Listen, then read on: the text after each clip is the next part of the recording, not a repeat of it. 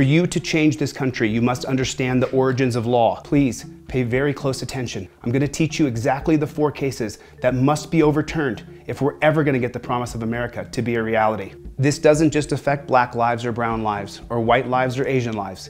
This affects American life. There are 4 cases that all stem from one clause, and it's called the Exigent Circumstances Clause. They are Carroll versus the United States, 1925, Brinegar versus the United States, 1949, Kerr versus California, 1963, and Terry versus Ohio, 1968. You must understand the origins of law and how we lost our country, how we lost America. You have to understand these things. Buckle up and learn. You are the messenger. In 1925, Prohibition has been passed by a mandate. In 1820, the Temperance Society began, and what it was a bunch of elitists who wanted a mandate to criminalize alcohol. The push lasted for 100 years. And at 100 years, in 1920, with the 18th Amendment, Congress criminalized alcohol. Remember, we vote for our Congress, we vote for our president, we do not vote for the Supreme Court. Congress passes the 18th Amendment and Woodrow Wilson, the executive, vetoes it. He says it's going to tear America apart and it's going to create a criminal class. He was correct. However, the people who we vote for, they were on the side of the people. That means that the people wanted a mandate. Remember that. In 1865, slavery is abolished with the 13th Amendment. 100 years later, in 1964, we repeat the 13th, 14th, and 15th Amendment with the 1964 and the 1965 and the 1968 Civil Rights Act. History repeats itself every 100 years. You can see it. It's a graphic on a wall. 1920, our country goes into the bloodiest time in US history. We're now in the year 2020 and we're facing another mandate. It's up to you to make these changes. Now, Carroll versus the United States is one of the 4 cases. And then it goes Brinegar versus the United States, Kerr versus California, and Terry v. Ohio. Those are the 4 cases that completely and fundamentally end America as we know it. What exactly does that mean? That means that based on alcohol being criminalized and a mandate being pushed forth, and the majority of the American public is for the mandate. Do you understand that? Do these things sound familiar? This is in 1919. 1920, it passes. It seems as though next year, in January, we're looking at a national mandate. Please, do not allow government mandates. Fight it with all your might. Here's what happens.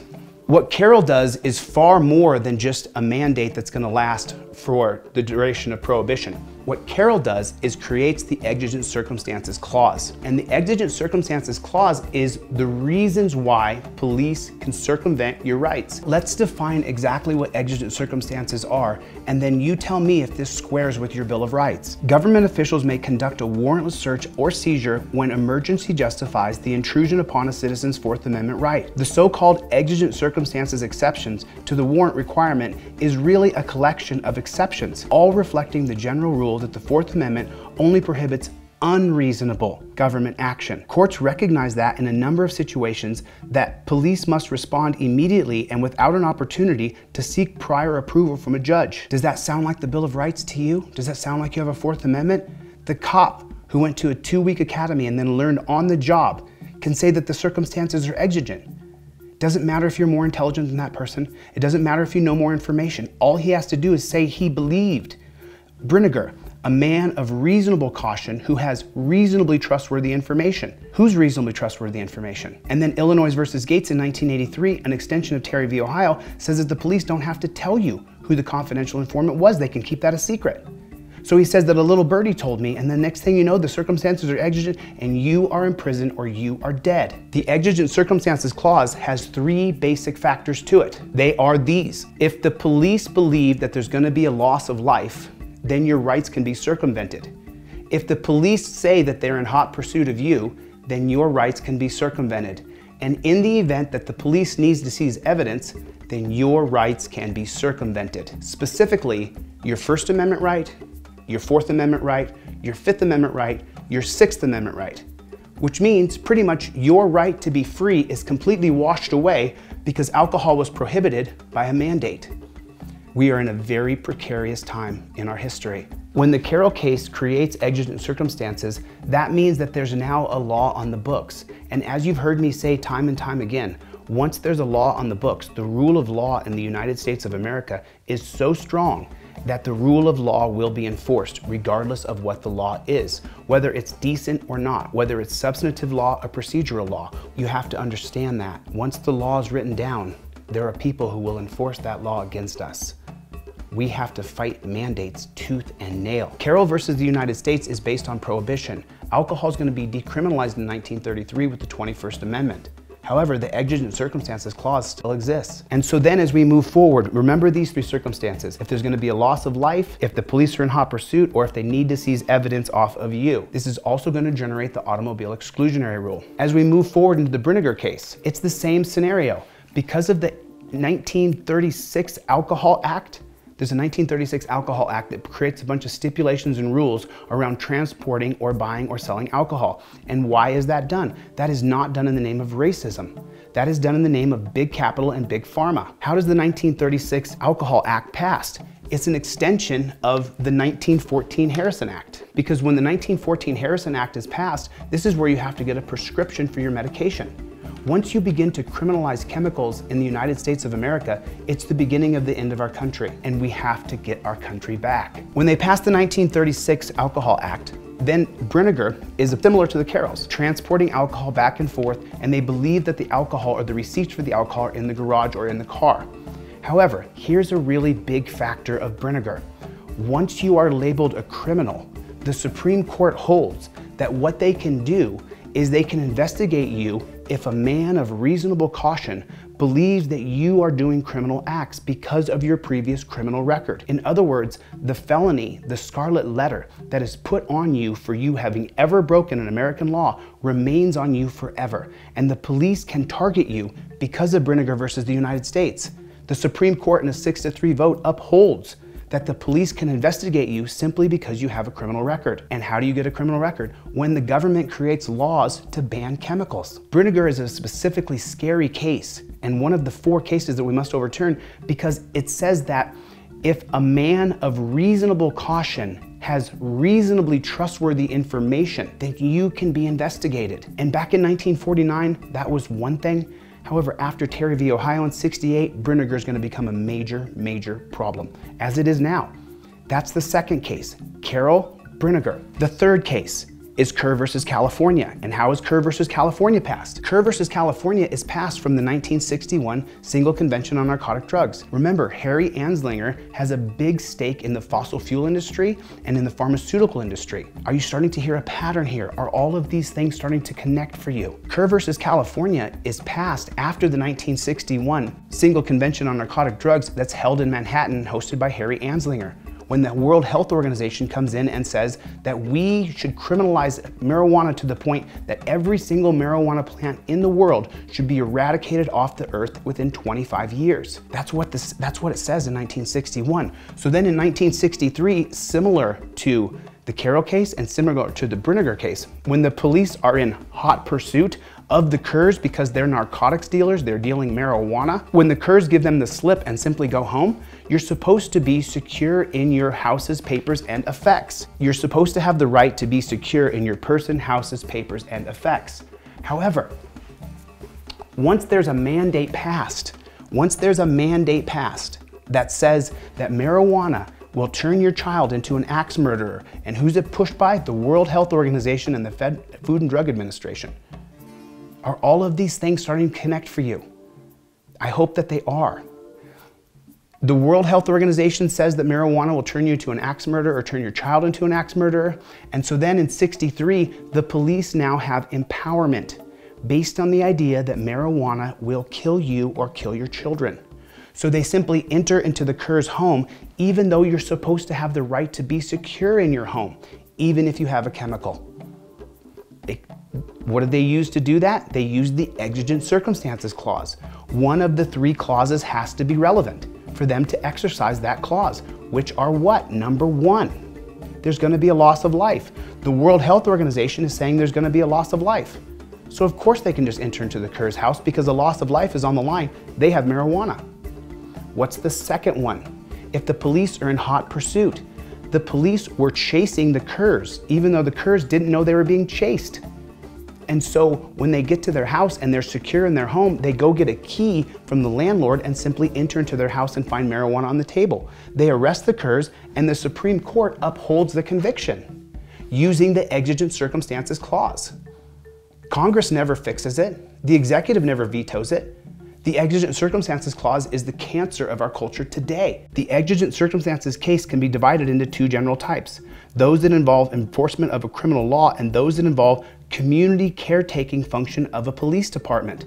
What that means is most of the time officers are responding to a call for service. All I have to do is call the police on you and say that I believe the person I'm watching poses a risk to life, or that they have evidence on them that needs to be seized. Those are two of the three exigent circumstances. Tyler Burris. Tyler, B-U-R-R-I-S. Examples of the first exigent circumstances involving the enforcement of criminal law include situations where suspected evidence of a crime is imminent danger of being lost or destroyed. The evidence that they need to seize, the alcohol or the marijuana, is more important than your right to due process and to be free. That's what exigent circumstances actually is. You can read it right here. I'll put this link on the bottom of the YouTube. I'll put it right at the top of the YouTube page. Where police include situations where suspects of a crime is imminent danger of being lost or destroyed. Where police are engaged in a hot pursuit. Where police are engaged in a hot pursuit. Who determines if the police are in a hot pursuit? They do. Both Carroll and Brinegar didn't know they were being pursued. Kerr didn't either. All three of those cases, the cops said they were in hot pursuit. So the Supreme Court then gave them our rights to circumvent if they say they're in hot pursuit of you. Or where a suspect is likely to flee before police can obtain a warrant. So you don't have to be guilty of a crime. The police can just reasonably believe that you might flee, and then they don't need a warrant to put you in handcuffs and take you to a dungeon. This is exigent circumstances.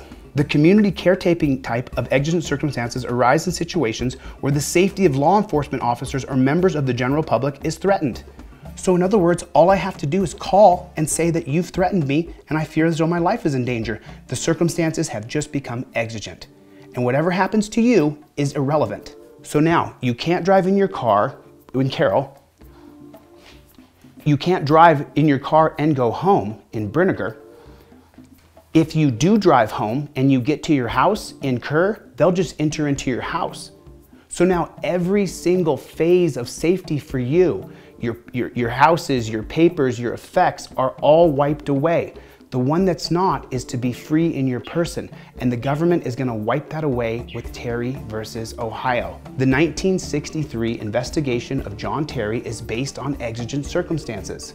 That John Terry is about to perform a stick-up, and so they need to grab him. Because number one, there could be a loss of life.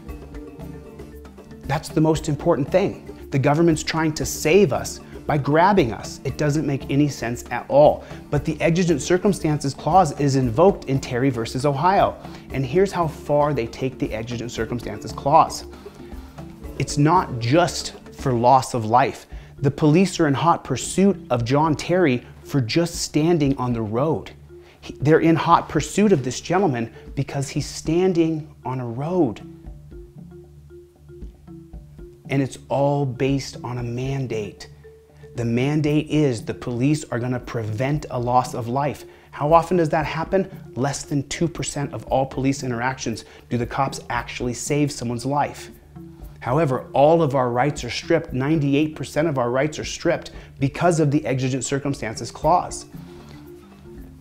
So they're going to take it so far here that it's going to be a loss of life. The police are in hot pursuit of John Terry for just standing on the road. Or number three, they need to seize the evidence off of you.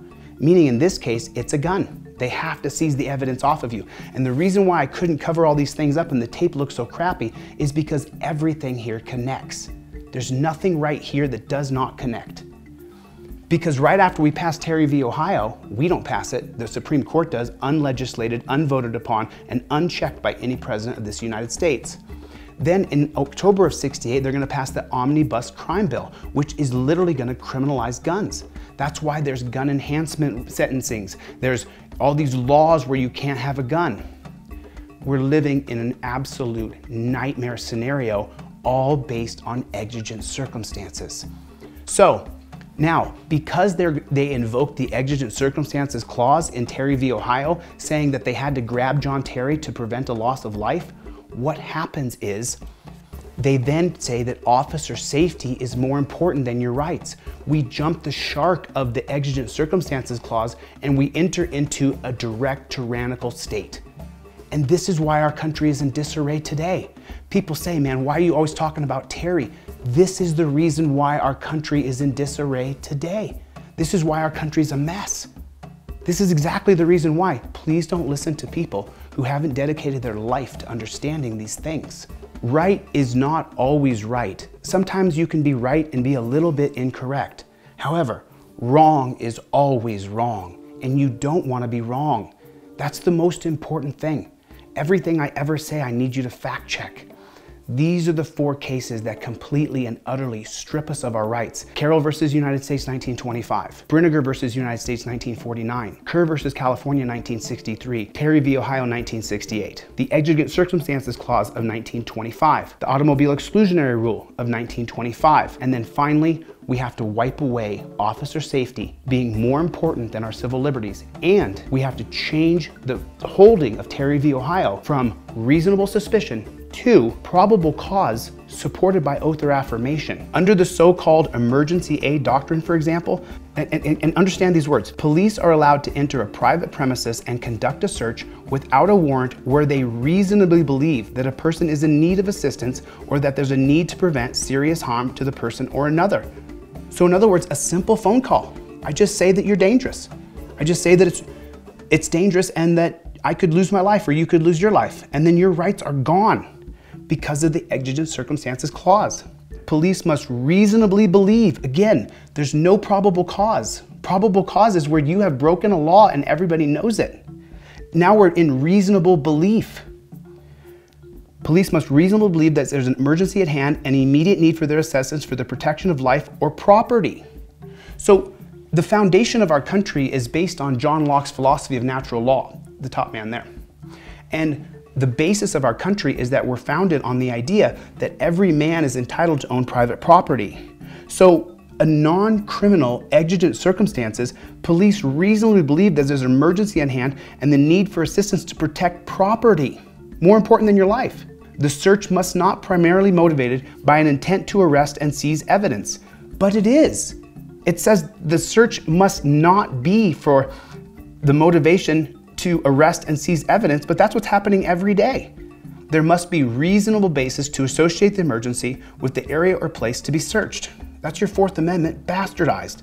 A reasonable basis to associate is exigent circumstances. The 4th Amendment says that no warrant shall issue but upon probable cause supported by oath or affirmation and particularly describing the place to be searched and the person or things to be seized. There's a big difference here. A reasonable basis to associate an emergency, that's exigent circumstances. Before entering a premises otherwise conducted, courts use what's known as the objective test. This means that courts will consider whether the reasonable and prudent person would have perceived the need to take swift action to prevent injury or death. So even for injury, the police can circumvent my rights in the event that there could be an injury. It's just morbid. When police lawfully enter a residence or conduct a warrantless search under the exigent circumstances exception, they may seize any object or item they may come upon where it is immediately apparent that the object is contraband or evidence of a crime. Now, I'm not sure if you've known this or not, but anybody whose house has ever been raided by the police, they'll take their kitchen knives, they'll take their hunting knife, they'll take their sword, they'll take anything out of your house that they could consider being a danger to you or to the public. So that's almost everything in my house. They could just take everything in the house. And the situation is exigent.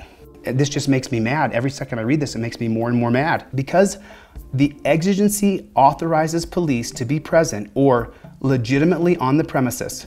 The inadvertent discovery of evidence of a crime falls under the plain view exception to the warrant requirement. Remember, the plain view doctrine is going to come from the 1979 documentation by the FBI, and this is an extension of the 1971 case of Coolidge versus New Hampshire, where they went in to search Coolidge's apartment. However, they didn't have a warrant for the gun, which was left in plain view. So then they create the plain view doctrine, and then all the window tinting laws begin. You can't have your window this tinted, you can't have it this tinted, you can't have it this tinted, and haven't we seen in the past year or two, people are killed and pulled over because of tinted windows? Because tinted windows is now an exigent circumstance. Everything stems from exigent circumstances from the 1925 case of Carroll versus the United States. Police may conduct a warrantless search to preserve evidence of a crime when they reasonably believe that unless they act immediately and without a warrant, evidence is imminent to risk of being removed or destroyed. We've lost all of our rights because they want to criminalize narcotics for the big pharmaceutical companies. And this goes back to Harry Anslinger creating the 1937 Marijuana Tax Act.